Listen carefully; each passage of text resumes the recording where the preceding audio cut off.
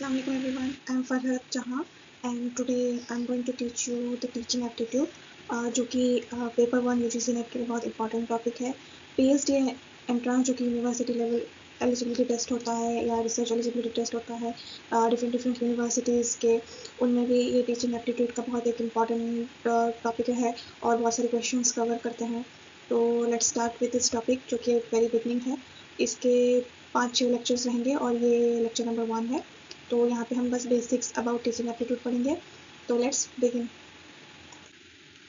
तो ये सब टॉपिक्स हम कवर करने वाले हैं टीचिंग के अंदर में कि मीनिंग ऑफ टीचिंग क्या है, लेवल ऑफ टीचिंग क्या है, 3 बेसिक लेवल्स होता है, मेमोरी लेवल, अंडरस्टैंडिंग लेवल और रिफ्लेक्टिव लेवल, ऑब्जेक्टिव क्या है, नेचर एंड कैरेक्टरिस्टिक्स क्या है, रिक्वायरमेंट्स क्या है और प्रिंसिपल क्या है। इसके बाद इतना कवर करने के बाद लेक्चर नंबर 2 में हम ये डिस्कस करेंगे कि लर्निंग कैरेक्टरिस्टिक्स क्या होता है और लर्निंग क्या होता है। तो let's begin from the meaning of teaching. So this is the introduction. Helen Caldicott एक फिजिसिस्ट थी जो एक बहुत बड़ी फिलोसोफर भी थी and she told that teachers I believe are the most responsible and important members of the society because their professional efforts affect the fate of the earth. वे ये कहती थी कि टीचर एक इम्पॉर्टेंट पार्ट है society का and वो responsible होते हैं कि हर एक इंडिविजुअल को पढ़ाकर और एक रिस्पॉन्सिबल सोसाइटी का मेंबर बनाने में। Teacher help in all overall development of the students. तो ओवरऑल डेवलपमेंट स्टूडेंट्स का होता है वो शिक्षा हमें देती है and prepare them to be civilise citizen for tomorrow. तो कल के लिए एक रिस्पॉन्सिबल सिविलाइज सिटीजन बनाने में भी हमें मदद करती है टीचिंग। तो टीचर्स का एक महत्वपूर्ण हिस्सा है हमारे जीवन में। APJ अब्दुल कलाम जो कि फॉर्मर प्रेसिडेंट भी थे, एक बहुत बड़े साइंटिस्ट भी थे और एक बहुत अच्छे फिलोसोफर भी थे। उनका ये कहना था कि teaching is a noble profession that saves the character, calibre and future of an individual. If people remember me as a good teacher that will be the biggest honour to me.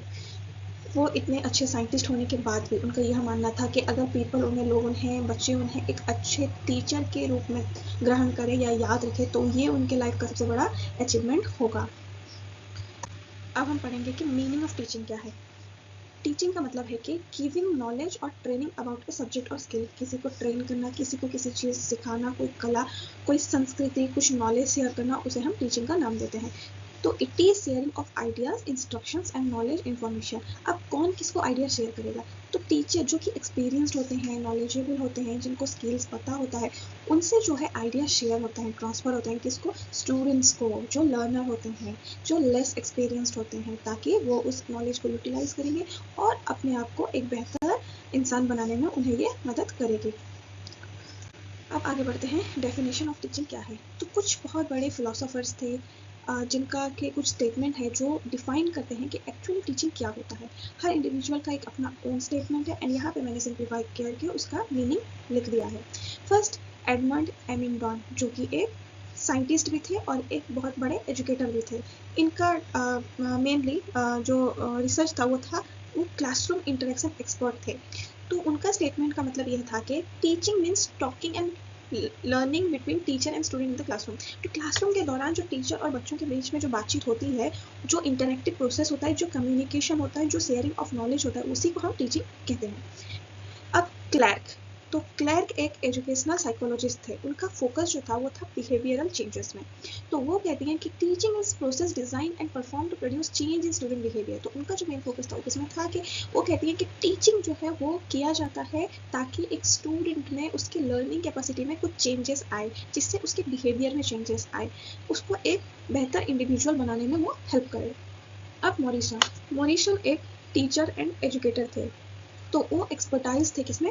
Moral and value based education में। Morrison के statement थे कि teaching is an intimate contact between a more mature personality and a less one which is design to further the education of the latter. That means teaching जो है एक wiser person, जिसको हम बोला जाएगा further, and less mature person कौन है? Student, जिसको बोला जाएगा लेटर।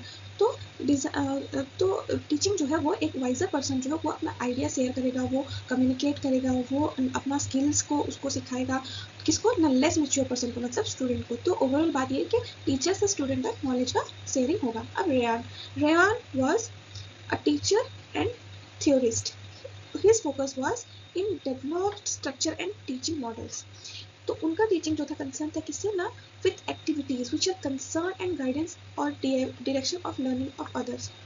दैट मीन्स उनका ये मानना था कि टीचिंग जो है उसमें वो सारे एक्टिविटीज़, वो सारे जो करिकुलम्स थे वो इन्वॉल्व होने चाहिए जो कि एक स्टूडेंट के लर्निंग कैपेबिलिटी को डायरेक्ट करे या कोई गाइडेंस करे। तो टीचिंग जो है वो है कि guiding and helping others to learn, एक दूसरे को हम सिखा के आगे बढ़ सकते हैं, इसको हम टीचिंग कहते हैं। अब Burton was an educational theorist. His focus was on guidance and motivation. So he said teaching is the stimulation, guidance, direction and encouragement of learning. तो teaching जो है किसी को गाइड करना, कोई सही दिशा दिखाना या उनको पढ़ाई के प्रति मोटिवेटेड रखना, encouragement देना, ये सब teaching में आता है। तो ये सारे जो एक्टिविटीज़ हैं, फीचर्स हैं, इसका रिस्पॉन्सिबल कौन होता है? मेनली टीचर होता है। और इन सारे प्रोसीजर्स को हम बोलते हैं टीचिंग। अब देखते हैं टीचिंग एप्टीट्यूड क्या है। तो टीचिंग करने के लिए बेसिक हमें 3 चीज़ों की जरूरत होती है। फर्स्टली नॉलेज, कि हम जो चीज़ पढ़ाना चाहते हैं, जो स्किल सिखाना चाहते हैं, वो हम पहले से जानते हैं या नहीं, वो नॉलेज होता है कि we know the fact, we know the subject, we know the skill और not.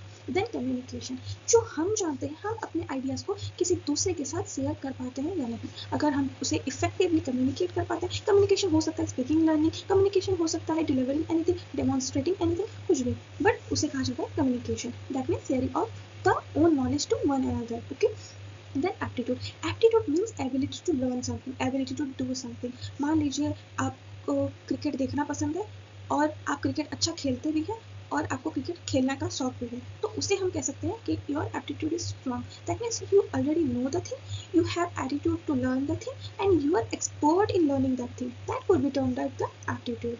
So teaching has basic 2 types, that is formal and informal. So the formal teaching is basically the classroom based teaching. Anything is that is already planned, mentioned in the syllabus, जो teacher और students के दरमियान होता है, उसे basically हम बोलते हैं फॉर्मल टीचिंग। जहाँ आप स्कूल जाते हैं, आप कॉलेजेस जाते हैं, प्रोफेसर्स आपको पढ़ाते हैं और आप वहाँ पे सीखते हैं, तो that is the type of formal teaching. अब इनफॉर्मल टीचिंग क्या है? हम फैमिली से कुछ सीखते हैं, एक्सचेंज ऑफ कल्चर सीखते हैं, फ्रेंड्स से सीखते हैं, how to play a game सीखते हैं, सोसाइटी से सीखते हैं, कल्चरल वैल्यूज सीखते हैं, मोरल वैल्यूज सीखते हैं। ये सारा चीज़ जो है आउटसाइड क्लासरूम होता है। इन सब चीज़ को कहते हैं इनफॉर्मल टीचिंग। जैसे कि मान लीजिए आपने साइकिल चलाना अपने पापा से सीखा है, तो वो हो गया papa was a teacher and you are a learner, तो ये हो गया हमारा इनफॉर्मल टीचिंग। अब टीचिंग हमें हेल्प करता है किस लिए? Not to build skills. अब skilled people make the country better. तो हमारे खुद की कंट्री के बेटरमेंट के लिए, अपने डेवलपमेंट के लिए हमें टीचिंग जो है बहुत इंपॉर्टेंट फैक्टर है हमारे लाइफ में। अब एप्टीट्यूड क्या है? Means ability to do something, कुछ करने की इच्छा, उत्सुकता या कितने बेहतर तरीके से आप वो कर सकते हैं, वो एबिलिटी को बोलते हैं एप्टीट्यूड। अब टीचिंग एप्टीट्यूड क्या है? इंटरेस्ट इन टीचिंग, कि आपका इंटरेस्ट है teaching and this teaching aptitude actually evaluates कि एक पर्सन कितनी बेहतर तरीके से टीच कर सकता है, उसको टीचिंग पैरामीटर्स जो है उसको टीचिंग एप्टीट्यूड बोला जा सकता है। अब लेवल्स ऑफ टीचिंग जो कि आपके सिलेबस में मेंशन्ड है और ये एक इम्पॉर्टेंट पोर्शन है इस पूरे चैप्टर का। तो basically level of teaching 3 type का होता है, memory level, understanding level and reflective level. Memory level was given by Herbert, understanding level was given by Morrison and reflective level was given by Hart. You have to remember these 3 names. Now the memory level, its focus is that we need to remember the fact and information. Teacher ने हमें एक information, एक fact बताया, हमें उसको by heart करना है, उसको याद रखना है। Understanding level is understanding the subject and idea, आपको एक कॉन्सेप्ट समझना है, आपको एक एक्सपेरिमेंट का फॉर्मूला समझना है, तो ये हो गया हमारा अंडरस्टैंडिंग लेवल। एक फिनोमिना समझना है। Now comes the reflective level. This means you use knowledge or research skills to solve real life problems. That means आपके पास knowledge है और आपके पास रियल लाइफ प्रॉब्लम्स है। अब आप खुद अपना दिमाग लगाते हैं, रिसर्च करते हैं, अपना नॉलेज को यूज़ करते हैं और फिर देखते हैं कि ये कैसे हमारे प्रॉब्लम को कितनी बेहतर वे में सॉल्व कर सकता है। ठीक है। अब थॉटफुलनेस, मेमोरी लेवल में कोई थॉटफुलनेस यूज़ नहीं होता, अंडरस्टैंडिंग लेवल में थोड़ा थोड़ा समझ की ज़रूरत है क्योंकि हम उस मैटर को समझते हैं, और रिफ्लेक्टिव लेवल में ये हाईली इंपॉर्टेंट है। क्यों? क्योंकि हम अपना क्रिएटिविटी, अपना स्किल, अपना थॉटफुलनेस को यूज़ करते हैं ताकि हम उसको रियल लाइफ प्रॉब्लम में अपने नॉलेज को, स्किल्स को यूज़ कर सकें।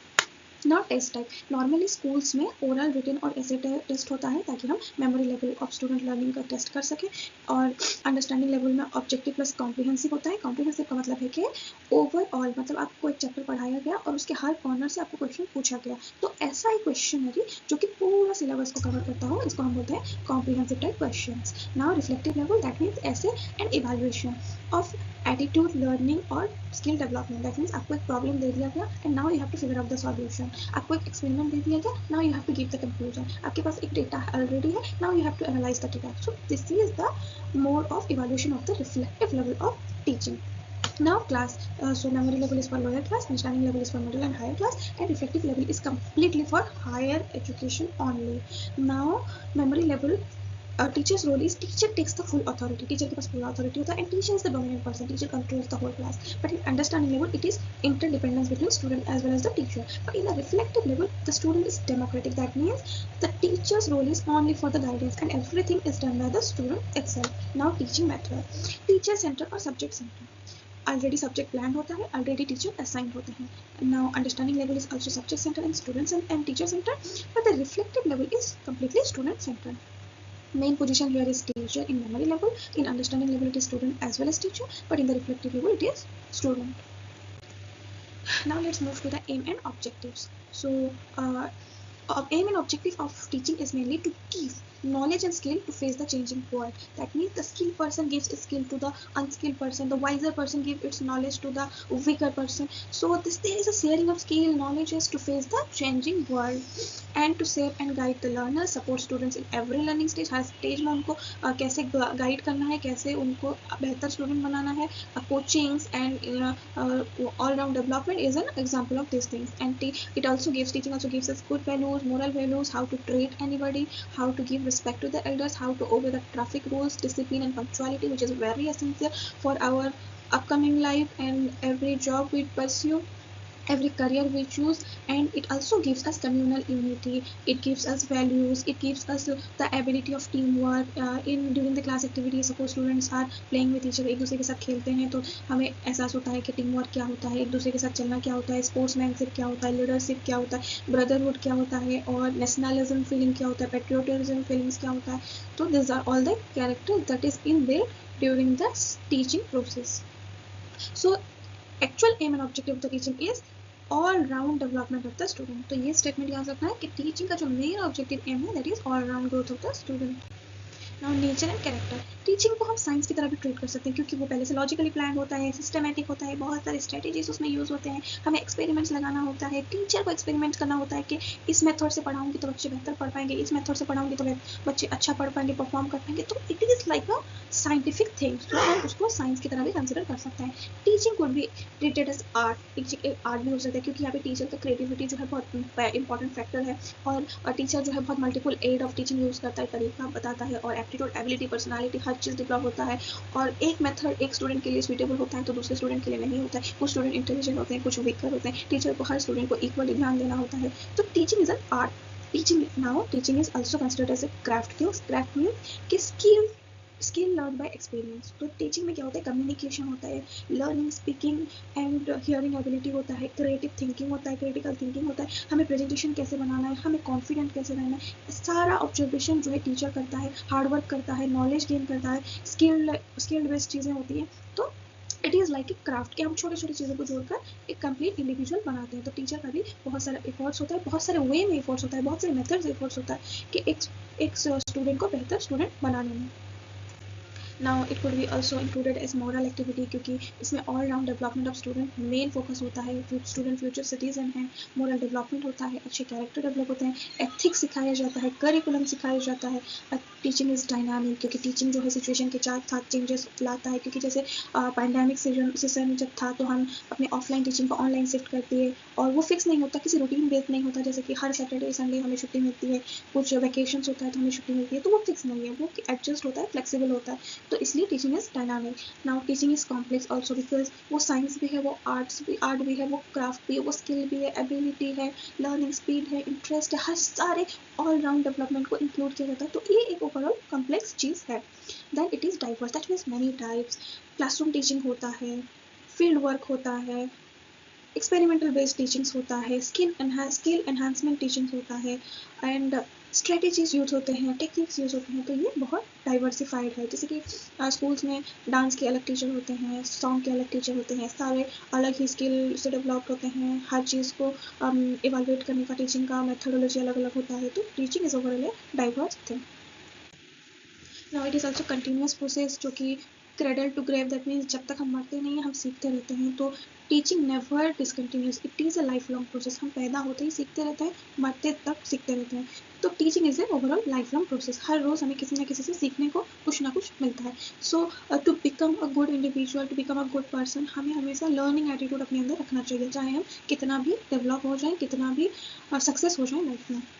Now teaching could B informal, teaching can be formal. Formal teaching क्या होता है, पहले ही हम डिस्कस कर चुके हैं कि क्लासरूम में वो टीचिंग होता है, और इनफॉर्मल टीचिंग क्या होता है कि क्लासरूम के बाहर वो टीचिंग होता है। And both are the part of teaching. Now interactive teaching is very interactive, क्योंकि टीचर क्लास में इंटरैक्ट करता है, कम्युनिकेट करता है, मोनोलॉग्स यूज़ करता है, डायलॉग्स यूज़ करता है, टीचर सेंट्रिक होता है। तो कम्युनिकेशन जो है वो कहीं ना कहीं एक इम्पॉर्टेंट पार्ट है जो कि इंटरैक्टिव बनाता है टीचिंग को। अगर एक स्टूडेंट ब्लाइंड है तो उसको ब्रेली स्क्रिप्ट यूज़ किया जाता है, उसको कैसे उस चीज़ के थ्रू हम पढ़ा सकते हैं। तो इंटरेक्शन जो है बहुत इंपॉर्टेंट फेनोमेना वहाँ पे है। तो teaching is N interactive process also. Rational and reflective है, क्योंकि वो गोल ओरिएंटेड है, हमें एक गोल को अचीव करना होता है। टीचिंग हेल्प करता है एक स्टूडेंट को लर्न करने में। तो टीचिंग एक रेशनल भी है और रिफ्लेक्टिव भी है, मतलब कि जो हम सीखते हैं वो हम रिफ्लेक्ट करते हैं, जो हम सीखते हैं फिर हम इसको सिखाते हैं या यूटिलाइज करते हैं हमारे डे टू डे एक्टिविटीज़ में। अब आते हैं basic requirements of teaching.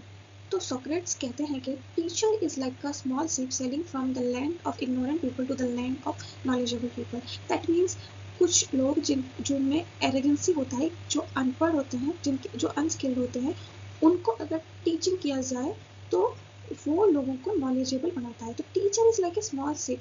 Teacher एक शिप के जैसे जो सेल कर रहा है लैंड ऑफ इग्नोरेंट से लैंड ऑफ नॉलेजेबल पीपल तक। वही एक ब्रिजिंग गैप है कि एक अननॉलेजेबल पर्सन है और एक नॉलेजेबल पर्सन को बिल्डअप करना है, वही ब्रिजिंग गैप है टीचर। तो बेसिक रिक्वायरमेंट क्या है टीचिंग का?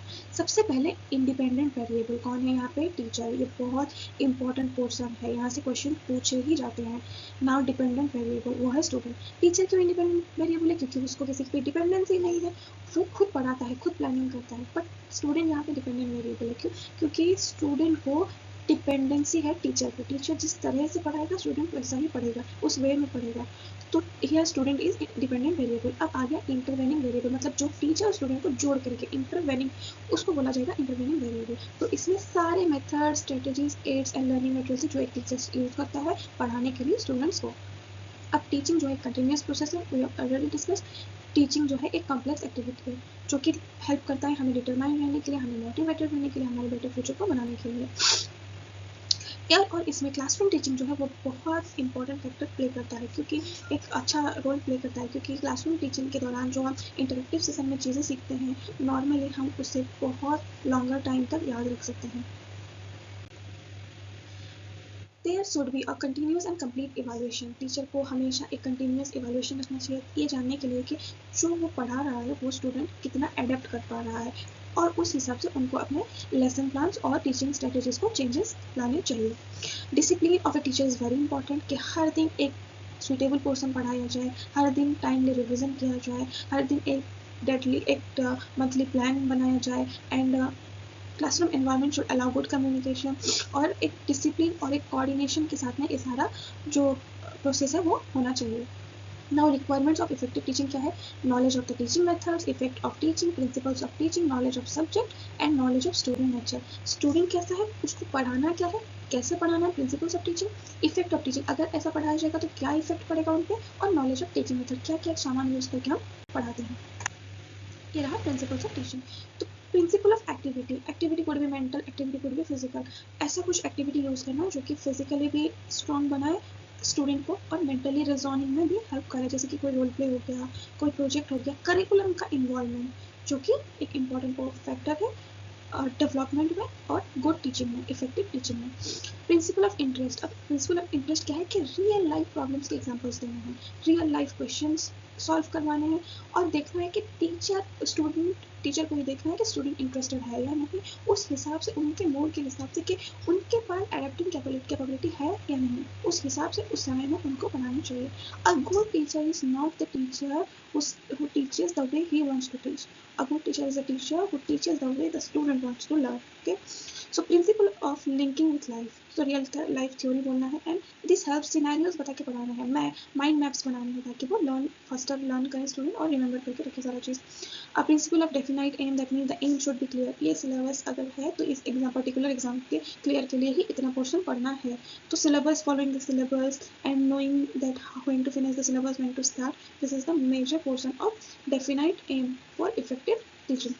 So principle of selection, choose right and updated content and match the goals and students, meet the students need, how to evaluate them, change the question type, follow the syllabus, follow the blueprints of the syllabus, etc. Principle of planning, planning lessons assignment is a must.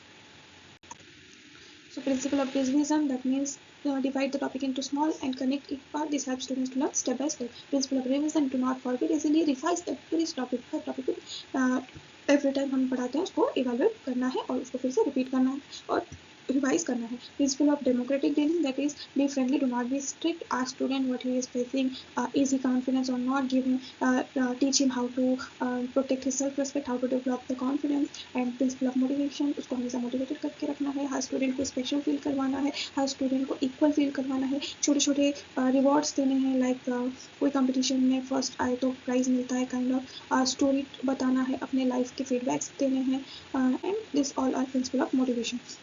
Principle of recreation, add fun to long classes. You can use different methods, different curriculums to boost up the boredom, student bore ना हो, एक effective teaching हो. Principle of individual differences, teacher must understand कि किसको help चाहिए, किसको help नहीं चाहिए, एंड हर एक स्टूडेंट को इक्वली अंडरस्टैंड करें और उस हिसाब से सब्जेक्ट टॉपिक डिलीवर करें, फ्रॉम द बेसिक्स डिलीवर करें. Principle of remedial teaching, find problem, help student with right solution. कोई अगर कोई पर्टिकुलर सब्जेक्ट में प्रॉब्लम है तो उसका एक्स्ट्रा क्लासेस लेना. तो this all comes from remedy ढूंढना कि कैसे लर्निंग और बेटरीफाई हो सकेगा. तो principle of sympathy is can be kind and caring. तो टीचर स्टूडेंट में जो रिलेशनशिप है उसका एक इम्पॉर्टेंट रोल है इफेक्टिव टीचिंग में, और सारे प्रिंसिपल्स ऑफ टीचिंग उसी से कहीं ना कहीं कनेक्टेड है. तो यहाँ पे टीचर जो है उसका रोल बहुत इंपॉर्टेंट है.